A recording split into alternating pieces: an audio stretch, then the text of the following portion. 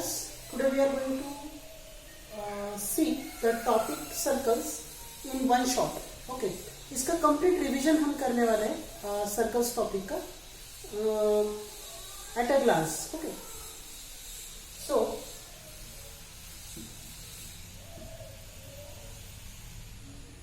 now see here.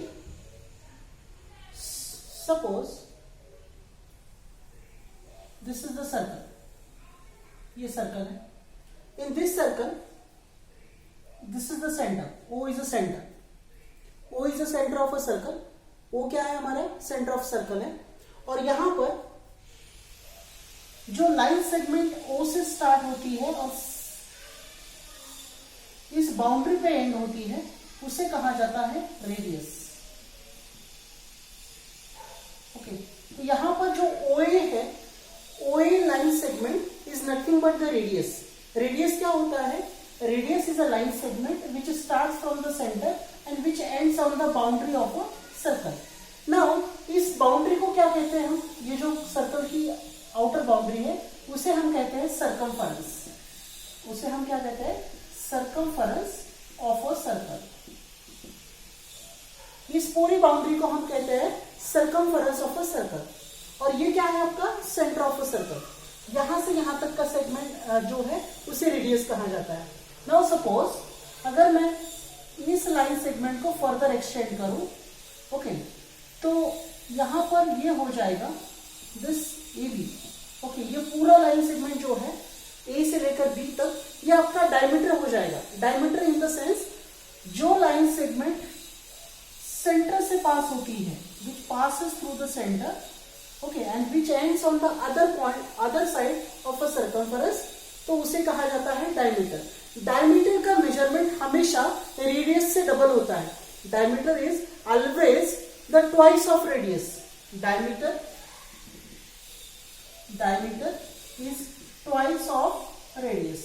ये जो होता है ये ट्वाइस ऑफ रेडियस होता है. डायमीटर का जो मेजरमेंट होता है वो हमेशा रेडियस से डबल होगा. Diameter is always double of radius. Okay, और एक जो डायमीटर होता है वो सर्कल को दो इक्वल पार्ट्स में डिवाइड करता है. यानी ये हाफ पार्ट होगा, this is part 1 and this will be part 2. ये दो इक्वल हिस्सों में बांटा जाएगा. सर्कल को यहां पर दो पार्ट्स में डिवाइड किया जाता है. This is part 1 and this is part 2. Okay, और इन दोनों पार्ट्स को हम सेमी सर्कल कहते हैं बिकॉज एग्जैक्टली हाफ होता है. इसे कहा जाता है semi circle. This is known as a semi circle. और ये भी एक semi circle. This is also known as a semi circle. एक इंपॉर्टेंट बात ध्यान में रखना, जो AB है ये यहां पर डायमीटर है. और हमेशा एक चीज ध्यान रखना, जो डायमीटर होता है वो कॉर्ड भी होता है. That is the longest chord. Diameter जो है वो लॉन्गेस्ट कॉर्ड होता है. Diameter is the longest chord over here. Okay, diameter जो है वो लॉन्गेस्ट कॉर्ड होता है. वो सर्कल को दो इक्वल पार्ट्स में डिवाइड करता है. इस पार्ट्स को हम सेगमेंट भी बोल सकते हैं. इस पार्ट को हम क्या बोल सकते हैं? सेगमेंट भी बोल सकते हैं, सेमी सर्कल भी बोल सकते हैं. ओके, अब हम देखते हैं आगे. ओके, सेगमेंट क्या होता है? सपोज यहां पर देखिए, अब ये मेरी कॉर्ड है. Okay, this is known as a chord. CD is a chord. Okay, जो दो पॉइंट्स को ज्वाइन करती है सर्कमफरेंस पे उनको कॉर्ड कहा जाता है. सो CD इज अ कॉर्ड. और ये जो यहां पर है सर्कमफरेंस का ये जो पार्ट है इसे कहा जाता है arc. This is known as a arc. इसे क्या कहा जाता है? This is known as a arc. Arc दो प्रकार के होते हैं. एक होता है मेजर आर्क और एक होता है minor arc. Major arc means greater arc. यहां पर देखिए CA and D. This is a major arc. ये CABD ये आपका क्या है? ये मेजर आर्क है. और माइनर आर्क कौन सा है? CD is a minor arc. ये माइनर आर्क. माइनर आर्क यानी छोटा आर्क एंड मेजर आर्क यानी बिगर आर्क. देखो CAD, ये CAD यहां से यहां तक है, तो that is the major arc. That is the major arc. और इसे कहा जाता है minor arc. This is known as a minor arc. ठीक है, अब हम आगे बढ़ते हैं. We will proceed further. अब यहां पर देखिए सबसे इंपॉर्टेंट बात, सपोज अगर ये आपका सर्कल है, this is your circle. Okay, तो इस सर्कल में मेरे पास एक रेडियस है, if I have a radius, suppose radius is OA and I have one more radius, okay, this is one more radius, this is OB, OA and OB, this are the two radius of a circle.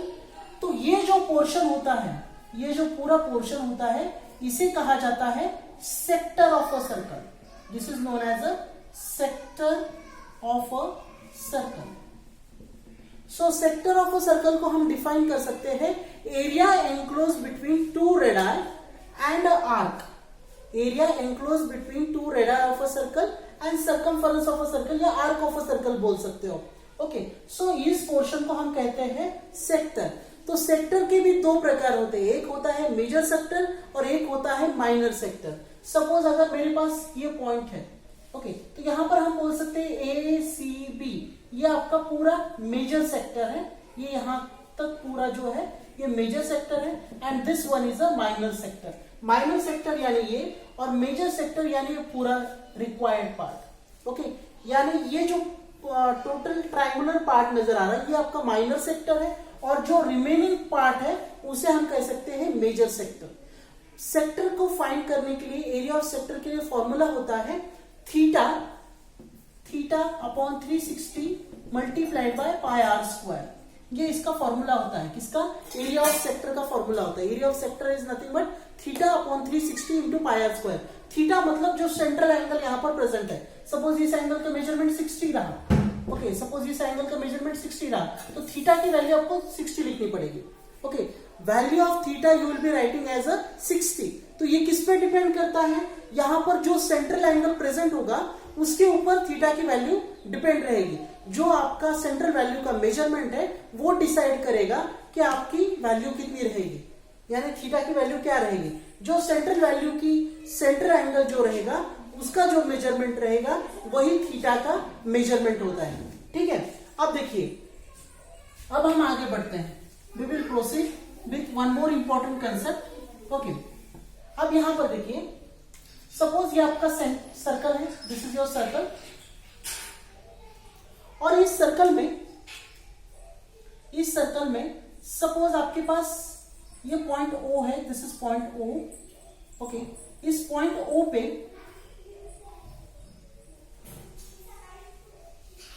यहां पर देखिए, suppose आपके पास ये point A है, this is point B, this is point C। Okay, यहां पर आपके पास BAC, यहां पर क्या है? BAC है। और इस BAC में एक चीज नोटिस करिए, इस BAC में आप एक चीज देख सकते हो, ये जो आपका पॉइंट A है that is on the circumference of circle. ये जो आपका आर्क रहेगा, इस आर्क को कहा जाता है intercepted arc. This arc is known as a intercepted arc. Okay, और इस आर्क को कहा जाता है inscribed arc. This arc is known as a inscribed arc. Inscribed arc. Okay, ये इंस्क्राइब्ड आर्क कहां से कहां तक है? यहां से लेकर BAC, ये आपका पूरा का पूरा इंस्क्राइब्ड आर्क है, और ये BC जो है ये इंटरसेप्टेड आर्क है। BC is a intercepted arc. अब यहां पर एक चीज नोटिस कर सकते हो, जो आपका BC का मेजरमेंट रहेगा, इंटरसेप्टेड आर्क का जो मेजरमेंट रहता है, आपका जो इंस्क्राइब्ड एंगल रहेगा, now suppose BC measures something as 100। Okay, so this inscribed angle will be half of that, यानी यहां पर आप बोल सकते हो angle BAC is equal to half of measure of arc BC। यानी आप यहां पर क्या बोलोगे कि अगर इसका मेजरमेंट 100 है तो इस एंगल का मेजरमेंट कितना रहेगा? 50 रहेगा। यानी आर्क का मेजरमेंट डिसाइड करता है कि यहां के एंगल का मेजरमेंट कितना रहता है। इस एंगल BAC को क्या कहा जाता है? This is known as a inscribed angle. और एक इंपॉर्टेंट कंसेप्ट है, अगर मैं इसे इससे ज्वाइन करूं, ओके, अब देखो BO को मैंने ज्वाइन किया है और OC को भी अगर मैंने ज्वाइन किया है, तो मेरे पास एंगल BOC प्रेजेंट है। ओके, और इस BOC का मेजरमेंट हमेशा, सेंट्रल एंगल का जो मेजरमेंट है हमेशा इंटरसेप्टेड आर्क के बराबर रहता है।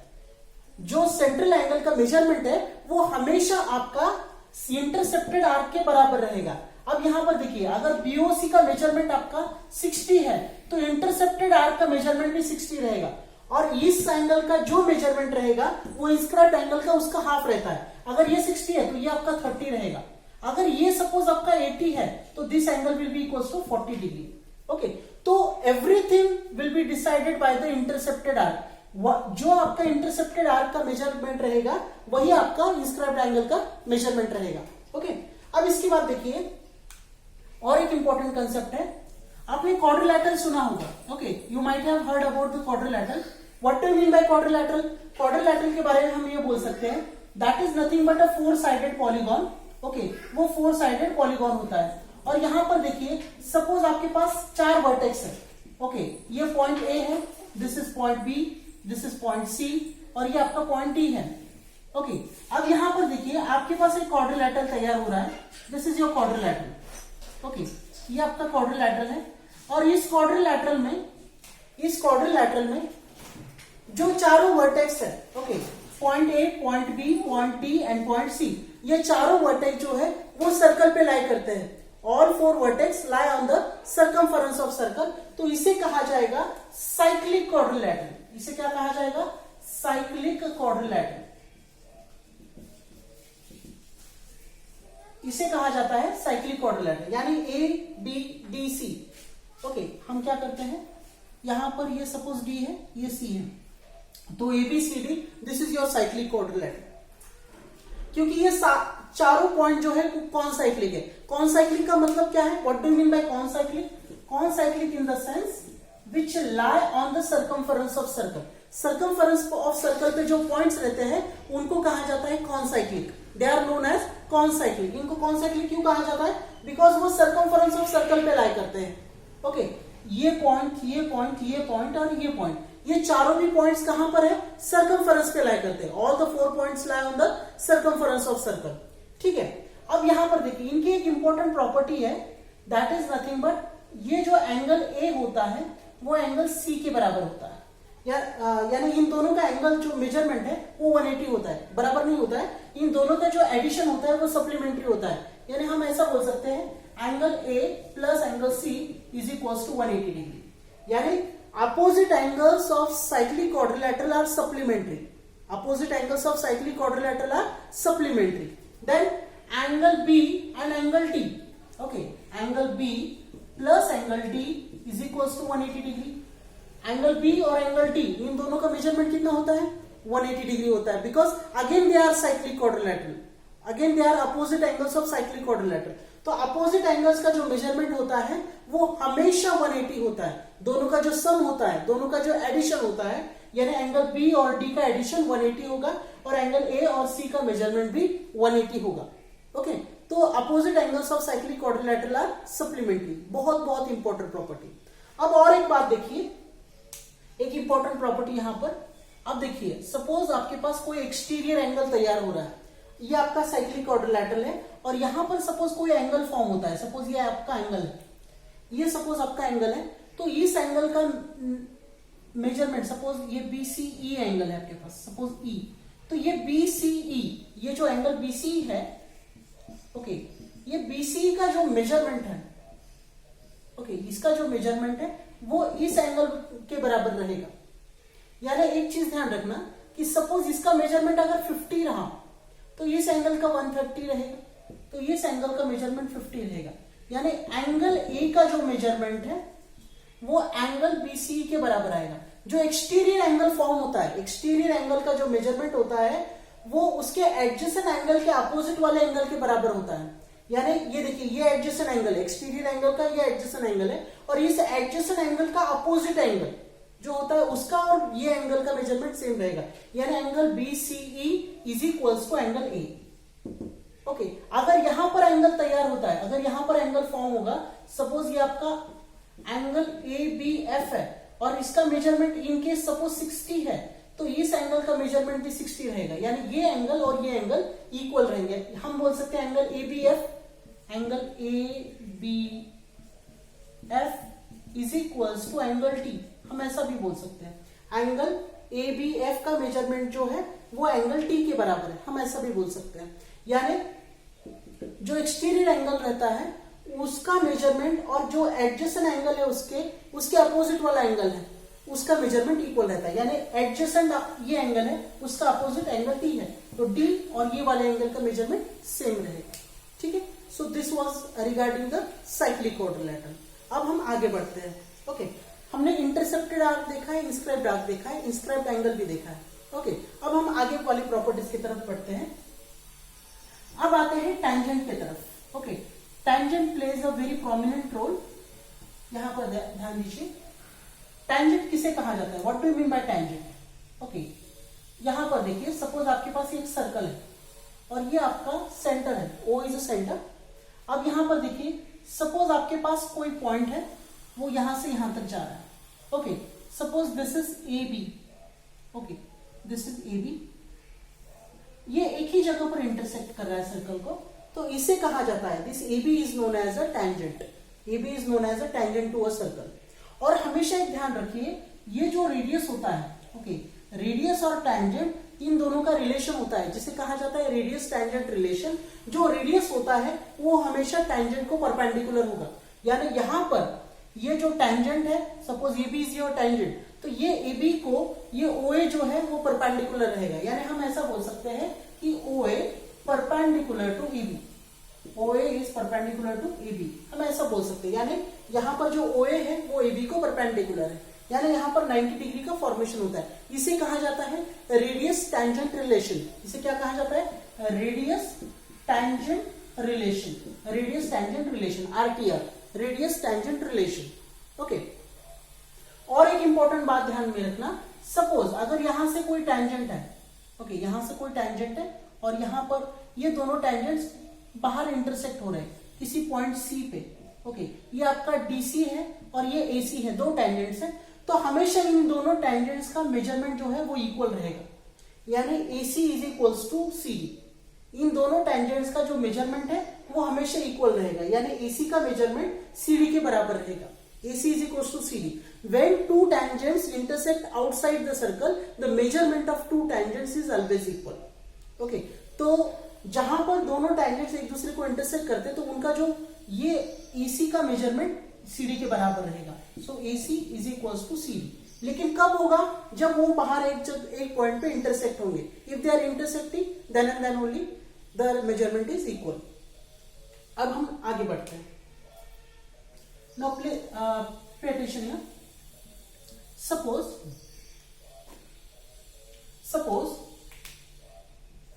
आपके पास एक टैंजेंट है, this is your tangent. Okay, suppose this AB is a tangent और आपके पास एक सीकेंट है। Okay, what do you mean by secant? Secant यानी a line segment which intersect the circle at two distinct points and move outside. Okay, so one thing you need to remember here, suppose this is C, this is D, this is A. Okay, so this is known as a secant tangent relation. Here DC, this DB is your secant, DB is your secant and AB is your tangent. Now they are intersecting at point B. वो दोनों कहां पर intersect हो रहे हैं, point B पर intersect हो रहे हैं। तो यहां पर एक रिलेशन फॉर्म होता है, यहां पर एक रिलेशन फॉर्म होता है, वो ऐसा होता है कि AB square is equals to BC multiplied by BD, ये रिलेशन है। Okay, what is the relation? Tangent का square is equals to BC multiplied by BD, यानी इस BC का मल्टीप्लीकेशन पूरे BD के साथ होगा। This is the tangent secant relation. इसे क्या कहा जाता है? Tangent secant relation. अब और एक बात देखिए, अब हम कॉर्ड्स के बारे में देखते हैं। कॉर्ड्स जब सर्कल के अंदर इंटरसेक्ट होते हैं और बाहर इंटरसेक्ट होते हैं तो क्या होता है, उसको चेक करते हैं। देखिए, सपोज अगर आपके पास ये कॉर्ड, ये सर्कल है और यहां पर दो chords. Okay, this is the first chord, this is the second chord. Okay, this AB is the chord, this is C and this is D is the chord और ये O पॉइंट है आपका। ठीक है, अब ये कॉर्ड जो है वो इनसाइड द सर्कल इंटरसेक्ट हो रहे हैं, एक ही सर्कल के अंदर वो एक दूसरे को इंटरसेक्ट कर रहे हैं। तो यहां पर इनका जो रिलेशन होगा, ओके, यहां पर जो इनका रिलेशन होगा वो कुछ इस तरह से होगा, AO multiplied by OB is equals to CO multiplied by OD, ये इनका रिलेशन होता है। सो ये कब होता है? जब दो कॉर्ड्स सर्कल के अंदर इंटरसेक्ट होते हैं। When two chords intersect inside the circle, so यहां पर रिलेशन क्या बनता है, AO into OB is equal to CO into OD, ये होता है, ठीक है।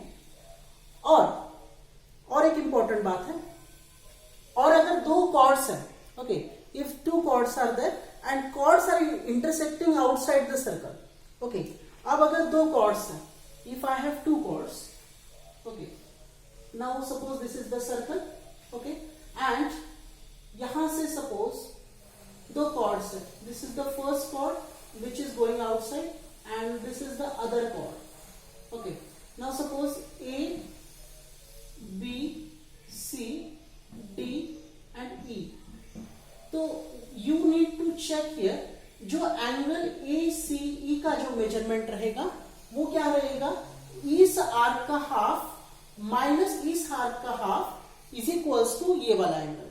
तो ये क्या होता है, this is when two chords are intersecting outside the circle, okay, तो दिस वर द पॉइंट्स। और एक इंपॉर्टेंट पॉइंट बाकी है, उसके बारे में मैं अभी डिस्कस करेंगे। सपोज अगर आपका ये सर्कल है और यहां से आपका एक कॉर्ड है, ओके, और अगर यहां पर, ओके, सपोज इस कॉर्ड का नाम है AB इज अ कॉर्ड, और यहां पर अगर परपेंडिकुलर फॉर्म होता है, okay, OD, suppose OD is a perpendicular, और अगर ये OD जो है वो AB को परपेंडिकुलर है, तो हम यहां पर बोल सकते हैं कि AD is equals to BD। हम यहां पर क्या बोल सकते हैं कि AD is equals to BD, AD is equals to BD बोल सकते हैं। क्यों बोल सकते हैं, क्योंकि आपको पता है ये परपेंडिकुलर है। ये तभी हो सकता है कि जब कोई लाइन सेगमेंट परपेंडिकुलर हो कॉर्ड को, तो वो कॉर्ड को दो इक्वल पार्ट्स में डिवाइड करता है, okay, it divides a cord into two equal parts, okay, so this was the concept. So almost all the things we have covered here, okay, regarding the circles। अगर कुछ रहा है और अगर आपको कुछ डाउट है तो आप मुझे पूछ सकते हो पर्सनली मेरे नंबर पे कॉल करके, okay. So thank you very much and will stop here.